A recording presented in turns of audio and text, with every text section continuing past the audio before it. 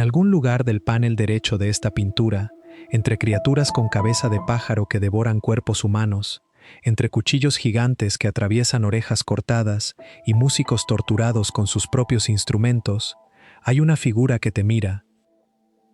Un hombre con el torso hueco, las piernas convertidas en troncos de árbol muertos, la cabeza coronada por una gaita y una mesa de taberna instalada dentro de sus propias entrañas. Y esa figura, según los historiadores del arte, no es un demonio, no es una víctima, no es un personaje bíblico. Ese hombre roto, metido en su propio infierno, mirando directamente al espectador con una expresión entre resignada y serena, es probablemente el propio pintor. Esta es la historia del hombre más piadoso de su ciudad, que pintó el infierno más perturbador de la historia del arte. Del único pintor que, según los historiadores, se incluyó a sí mismo entre los condenados. Y de la obra que lleva más de 500 años sin que nadie haya podido explicarla del todo. En los próximos minutos vas a conocer quién fue realmente Hieronymus Bosch, el hombre que en España llamamos el Bosco. Vamos a abrir este tríptico panel por panel, detalle por detalle, y vas a entender por qué los cronistas de Felipe II, el rey más católico de Europa, se afanaban nerviosamente en justificar que su monarca coleccionara con devoción las obras de un pintor del que decían que olían a azufre. Para entender esta pintura, primero tienes que entender la ciudad donde nació el hombre que la hizo.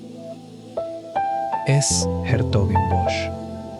Así se llamaba, y así sigue llamándose hoy, una ciudad en el corazón del Ducado de Brabante, en lo que hoy son los Países Bajos. En el siglo XV era una ciudad próspera, bulliciosa, conocida por sus mercados, sus gremios de artesanos y una industria de fabricación de cuchillos tan importante que sus productos se exportaban a toda Europa.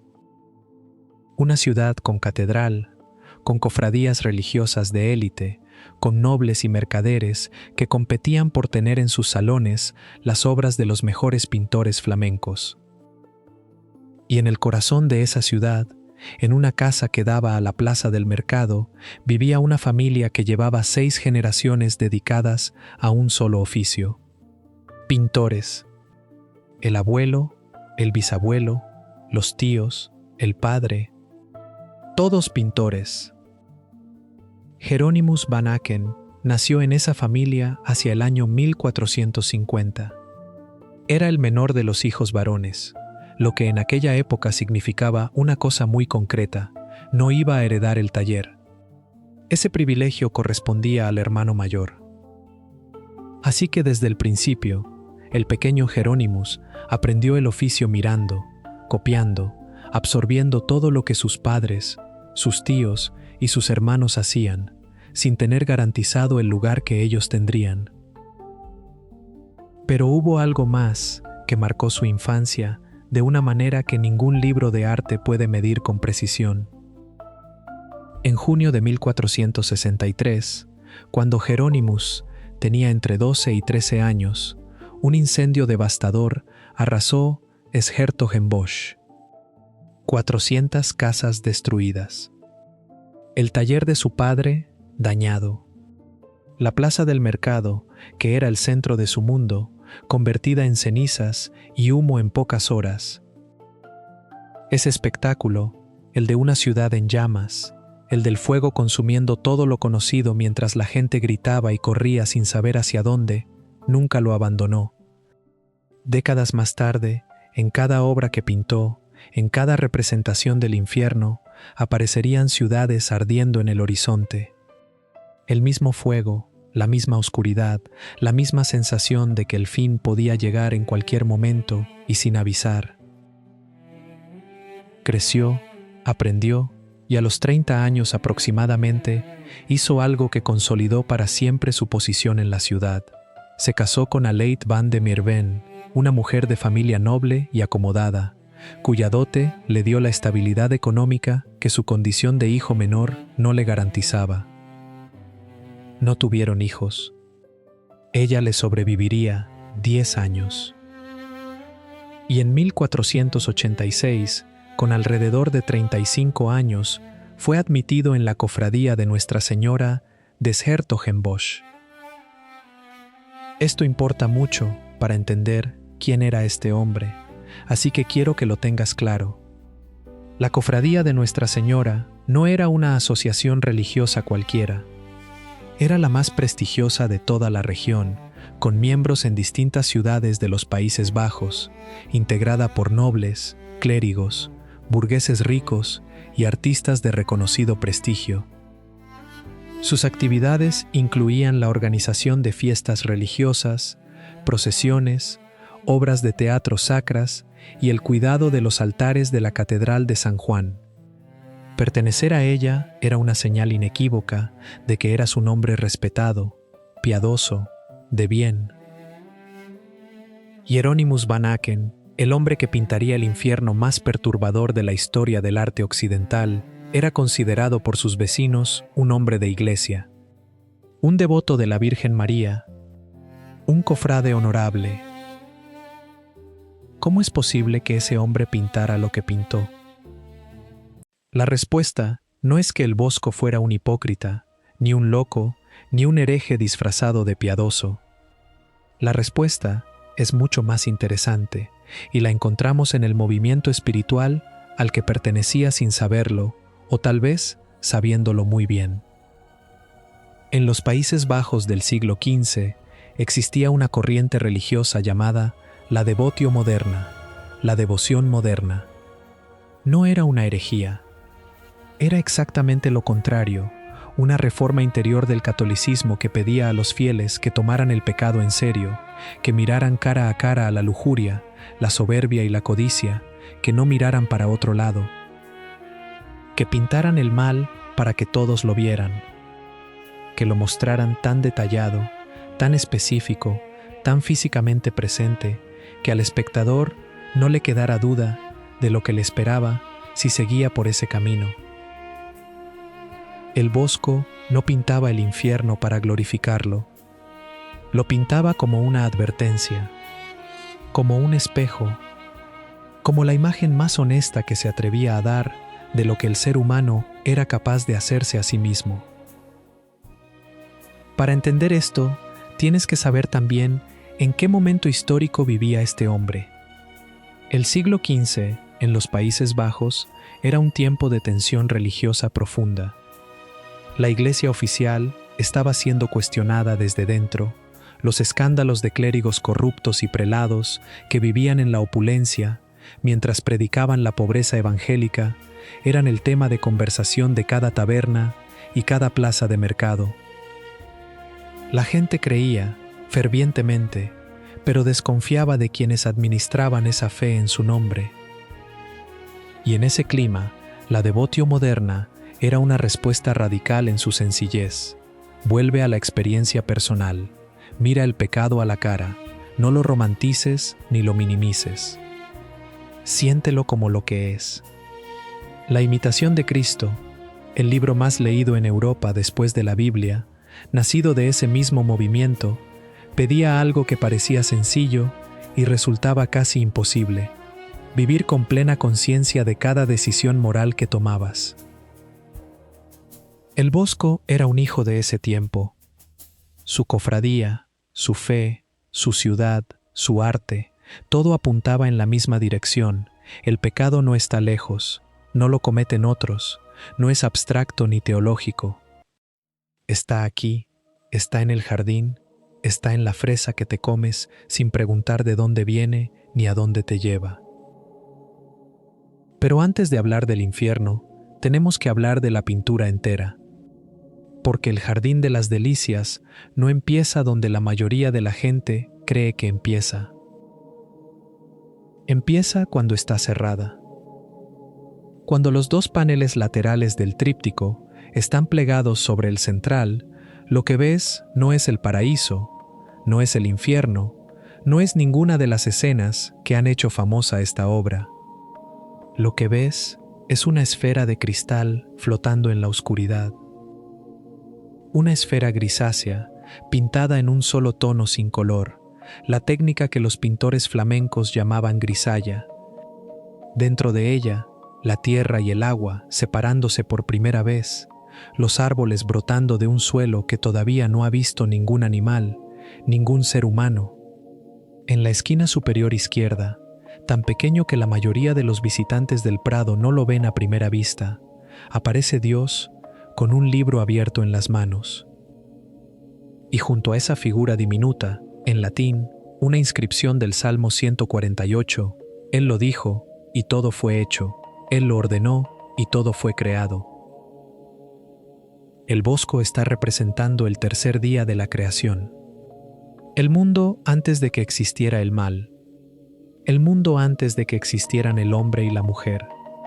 Un mundo perfecto, silencioso, recién nacido, flotando en la oscuridad como una burbuja frágil. Y esa primera imagen tiene una función muy precisa.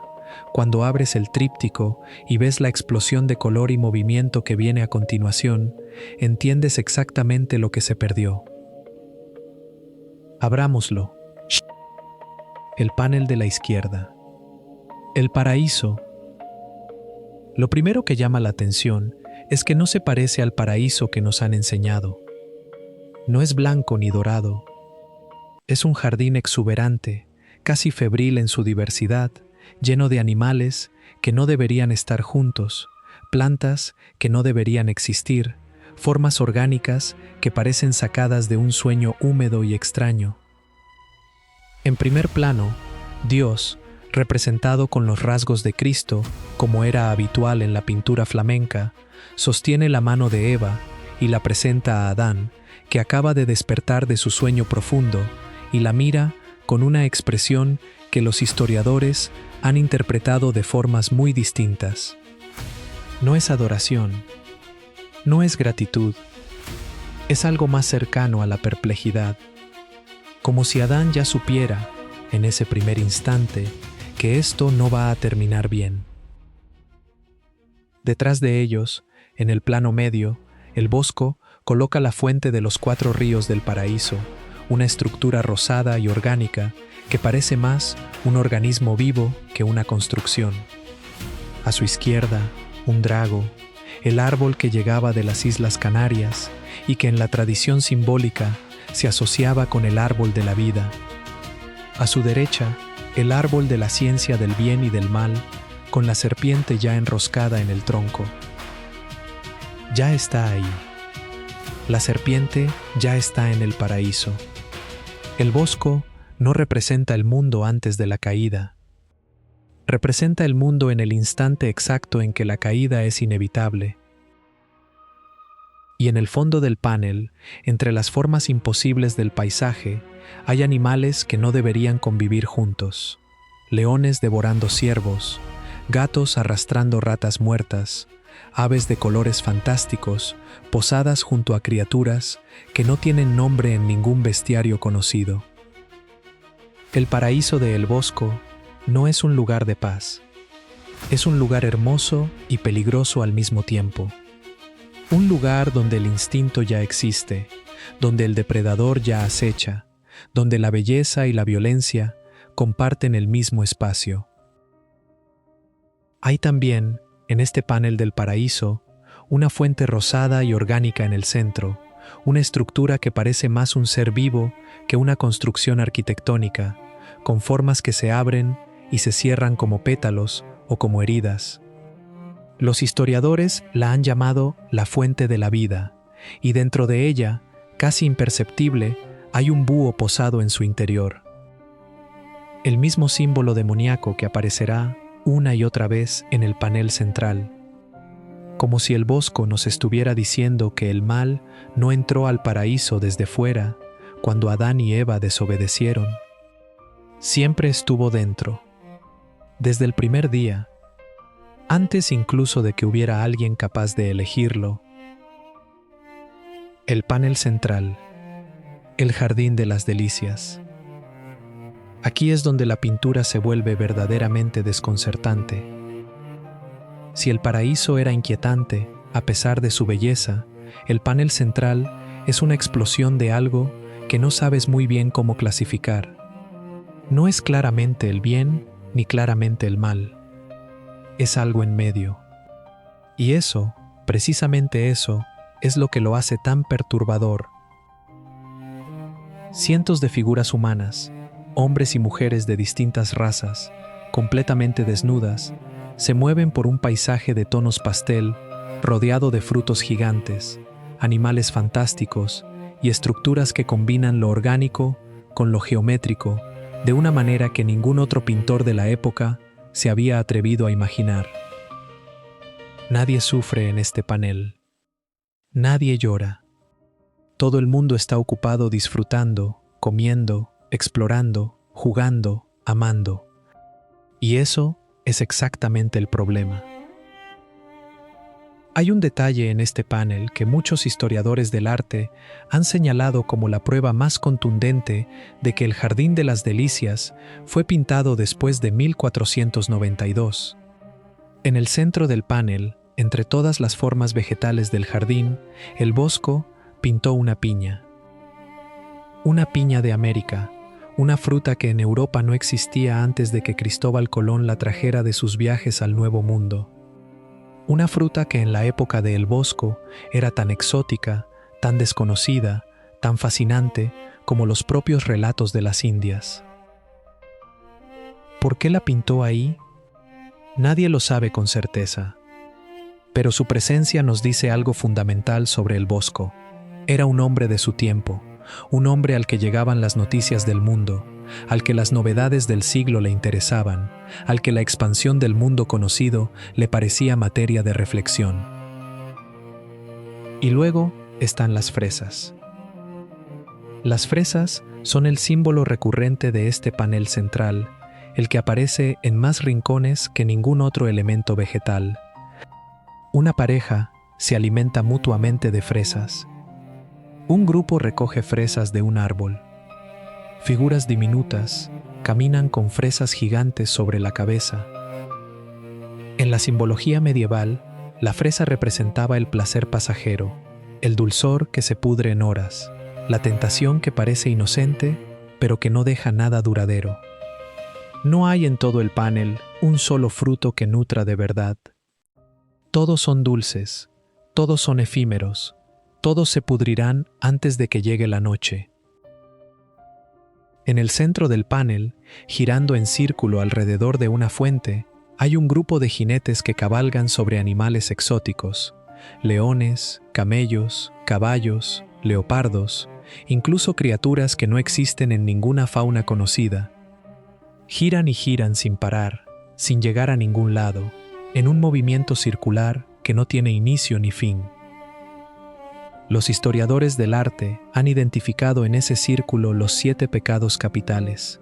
Cada grupo de jinetes representa una de las tentaciones que el ser humano convierte en rutina cuando deja de prestarles atención. Fíjate también en el búho. El Bosco lo coloca una y otra vez en distintos rincones del panel central. En el siglo XV, el búho era el símbolo de la presencia demoníaca, el animal que ve en la oscuridad lo que el ser humano no quiere ver a la luz. Su aparición repetida en medio del jardín de los placeres es la firma del pintor recordándote que hay algo mirando desde las sombras, aunque nadie en el jardín parezca darse cuenta. Y ahora hay que hablar del panel de la derecha, el infierno musical. Se llama así porque está lleno de instrumentos musicales, pero no de la manera en que lo estás imaginando. Una arpa de dimensiones monstruosas aplasta cuerpos humanos entre sus cuerdas. Un laúd enorme funciona como una cárcel donde los condenados están atrapados dentro del instrumento mismo. Un cuchillo de proporciones imposibles, un cuchillo como los que se fabricaban en 's-Hertogenbosch, la ciudad natal de El Bosco, atraviesa de lado a lado 2 orejas humanas gigantes. En la simbología de la época, las orejas que no escuchan la palabra de Dios merecen ser atravesadas eternamente. Y hay algo más en este panel del infierno que vale la pena mirar despacio. En la esquina inferior izquierda Hay una figura con cabeza de pájaro, sentada en un trono oscuro, devorando cuerpos humanos que después expulsa hacia un pozo negro. En la simbología medieval, el ave devoradora representaba a Saturno, el dios romano del tiempo que devora a sus propios hijos, o directamente al príncipe de las tinieblas, sentado sobre su trono de consumo eterno. Lo que entra, no vuelve. Lo que se traga, no se escupe. Excepto que en el infierno de El Bosco sí se escupe, pero lo que sale ya no es lo que entró. Pero lo que más impacta, lo que ha fascinado a los historiadores durante generaciones, no son los instrumentos, es el silencio. En el infierno de El Bosco, nadie grita. Los tormentos son absurdos, grotescos, desproporcionados, pero los condenados los sufren con una resignación extraña, casi distante, como si ya no recordaran que en algún momento existió otra cosa. Es el horror de un castigo que ya no duele, porque el condenado ha dejado de saber que hay algo diferente al dolor. En el cielo del panel del infierno, las ciudades arden. El mismo fuego que vio El Bosco de niño en la plaza del mercado de 's-Hertogenbosch en junio de 1463, aparece aquí convertido en el horizonte permanente del condenado. Como si el mayor castigo no fuera el tormento físico, sino vivir eternamente bajo el resplandor de algo que alguna vez fue hermoso y que ahora solo puede verse ardiendo desde lejos. Y en el centro de todo este horror, el hombre árbol te mira. La figura tiene el cuerpo hueco, abierto como un tronco podrido, con 3 personas sentadas dentro alrededor de una mesa, como en una taberna. Sus piernas son troncos de árbol muertos que se hunden en 2 barcas que flotan en un estanque de hielo. Sobre su cabeza lleva una gaita, símbolo de la lujuria y los placeres de la carne. Y bajo la gaita, un sombrero sobre el que bailan parejas diminutas, girando en círculo igual que los jinetes del panel central, igual de perdidos, igual de incapaces de detenerse. El historiador del arte Hans Belting fue el primero en proponer formalmente que esa figura podría ser un autorretrato del propio El Bosco. El Museo del Prado lo recoge en su propia documentación sobre la obra como la interpretación más probable. Si es cierta, lo que El Bosco estaba haciendo es algo que ningún otro pintor de su época se atrevió a hacer, meterse a sí mismo en el infierno de su propia pintura. No como un observador, no como un testigo, como uno de los condenados, un hombre devoto de la Virgen María, miembro de la cofradía más respetada de su ciudad, que se pintó a sí mismo entre los que sufren el castigo eterno de sus propios pecados. ¿Humildad? ¿Ironía? ¿Confesión? Llevamos 500 años haciendo esa pregunta y nadie ha conseguido responderla del todo. Antes de hablar de cómo llegó esta pintura a España, hay que detenerse un momento en algo que suele pasarse por alto. La figura central del panel del infierno, el hombre árbol, no está solo. Dentro de su cuerpo hueco hay personas sentadas alrededor de una mesa, bebiendo, como en una taberna. No parecen conscientes de estar dentro de un cuerpo en ruinas. No parecen asustados.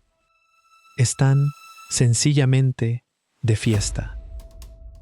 Sobre la cabeza del hombre árbol, sobre la gaita, hay parejas bailando en círculo, las mismas parejas que bailaban en el panel central, con los mismos movimientos, con la misma falta de destino.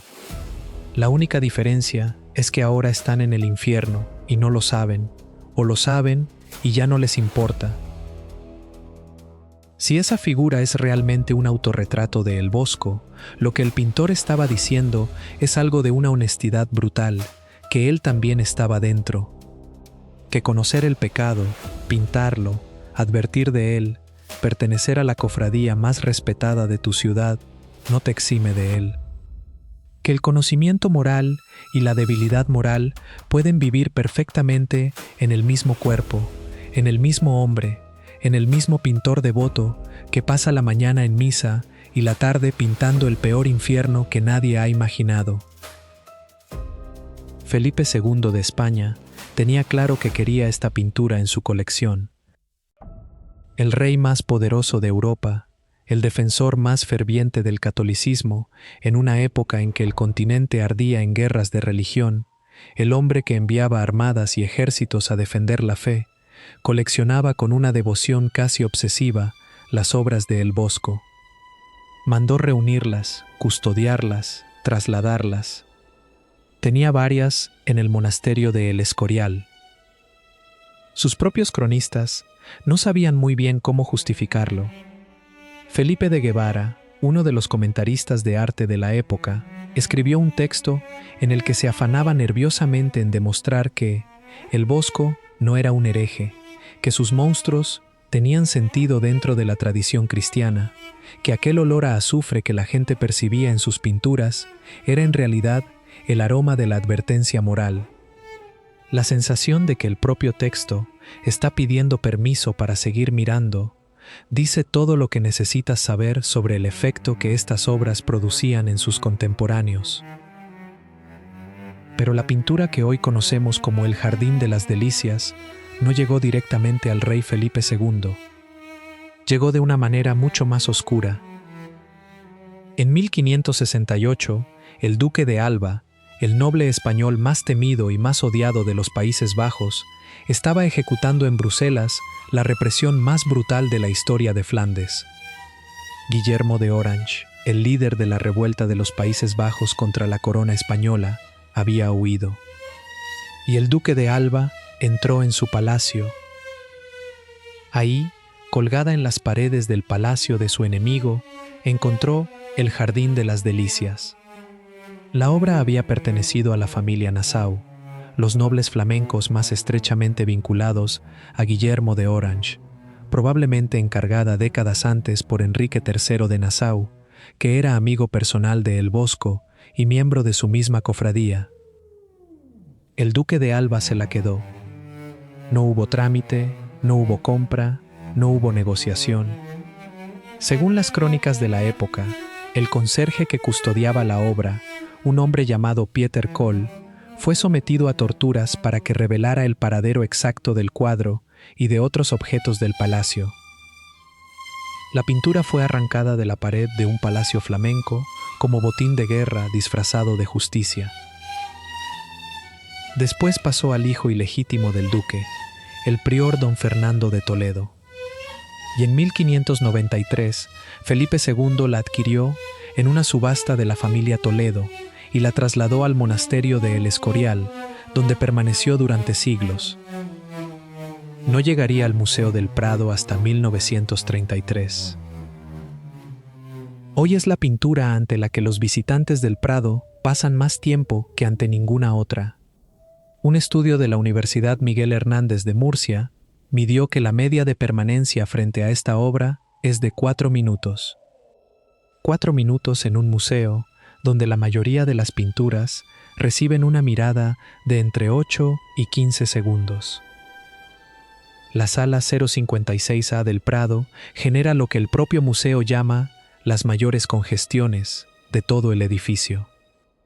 Gente que se detiene, que da un paso hacia atrás, que vuelve a acercarse, que señala un detalle a la persona de al lado, que no puede terminar de irse. 500 años después, el Jardín de las Delicias sigue haciendo lo mismo que hizo el primer día. No te deja. Y creo que sé por qué. Hay algo en esta pintura que ningún análisis simbólico termina de capturar. Algo que va más allá del cisne que representa la cofradía de El Bosco, más allá del búho que simboliza la presencia demoníaca, más allá incluso del hombre árbol que tal vez es el propio pintor mirándote desde su infierno personal. Hoy, en el Museo del Prado, la sala donde está colgada esta pintura tiene algo de peculiar que no tiene ninguna otra. La gente entra, la ve entera desde lejos y después hace algo que casi no hace con ninguna otra obra del museo. Se acerca mucho. Busca los detalles. El hombre árbol, la figura devoradora con cabeza de pájaro, el cuchillo entre las orejas, la pareja dentro de la burbuja de cristal, el cisne del lago que representa la cofradía del propio El Bosco. Y después se aleja un poco, lo mira todo junto y vuelve a acercarse, como si la pintura le estuviera hablando en dos idiomas distintos al mismo tiempo, uno que se entiende de cerca y otro que solo tiene sentido desde lejos. Eso no es casualidad, es la intención exacta del pintor. El Jardín de las Delicias fue diseñada para ser una pieza de conversación, según la interpretación del historiador del arte Reindert Falkenburg. No para un altar de iglesia, no para la meditación privada y silenciosa de un monje, sino para la sala de un noble, donde los invitados se detendrían frente a ella, señalarían detalles, discutirían interpretaciones y terminarían hablando no de arte, sino de sus propias vidas, de sus propias fresas, de sus propios círculos sin destino, de en qué panel de su propia existencia reconocían que estaban viviendo. El Jardín de las Delicias es perturbador porque no te da un villano cómodo al que señalar. No hay un Lucifer hermoso y roto, no hay un tirano obvio, no hay nadie claramente responsable de lo que está pasando. El infierno de El Bosco no lo construyeron los malvados. Lo construyeron personas que disfrutaban de fresas en un jardín sin preguntarse dónde terminaba el jardín. Personas que montaban a caballo en círculos sin notar que no llegaban a ningún lado. Personas que escuchaban música sin darse cuenta de que la música se estaba convirtiendo en su jaula. El Bosco no pintó el infierno de los monstruos. Pintó el infierno de la distracción. El infierno de las personas que nunca hicieron nada verdaderamente terrible, que solo disfrutaron sin preguntar, que solo siguieron adelante sin mirar hacia donde llevaba el camino. Y el hombre árbol te mira desde ahí adentro, desde su taberna en el interior de su propio cuerpo roto, con esa expresión que no es agonía ni es paz, con esa mirada que dice que sabe exactamente cómo llegó hasta aquí y que probablemente lo volvería a hacer. Hace 500 años, Hieronymus van Aken, el hombre que su ciudad conocía como un buen cofrade devoto de la Virgen, pintó un espejo. Y la pregunta que nos dejó, la única que importa después de todo el análisis simbólico y toda la historia de reyes y duques y torturas y museos, es muy sencilla. ¿En qué panel del tríptico estás tú? Si esta historia te hizo mirar esta pintura de una manera que no la habías mirado antes, dale like. De verdad, ayuda muchísimo a que el canal siga creciendo. Y si quieres que sigamos desenterrando las historias reales detrás de las obras más importantes del mundo, suscríbete. Nos vemos en el siguiente video.